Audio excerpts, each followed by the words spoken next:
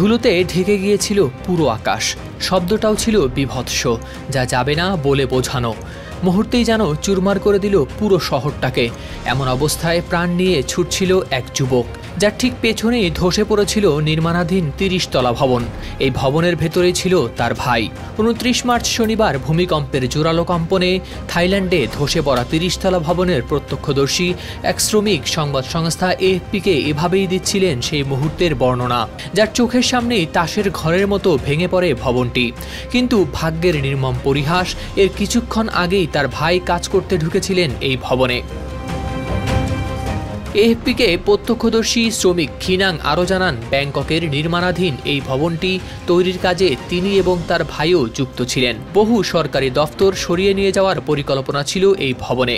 এটি তৈরির কাজও পৌঁছে গিয়েছিল প্রায় শেষের দিকে, কিন্তু তার মাঝেই ভূমিকম্পে ধূলিসাৎ হয়ে গেল তাদের নির্মাণ। খিনাং আরও বলেন, শুক্রবার দুপুরে সবে তার শিফট শেষ হয়েছিল। তিনি একটু পানি খেতে বাইরে বেরিয়েছিলেন, আর তার চোখের সামনেই তার ভাই ভেতরে ঢুকল।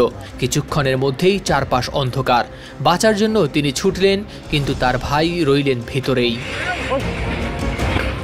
এখনও চলছে উদ্ধার কাজ, কিন্তু তার ভাই বেঁচে আছেন কিনা সেটা কেউ নিশ্চিত করে বলতে পারছে না।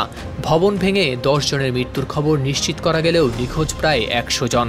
মিয়ানমারের ভয়ঙ্কর সেই ভূমিকম্পের মাত্রা ছিল ৭.৭। এরপর আরও একবার কাঁপে মাটি। আফটার শকের তীব্রতা ছিল ৬.৪।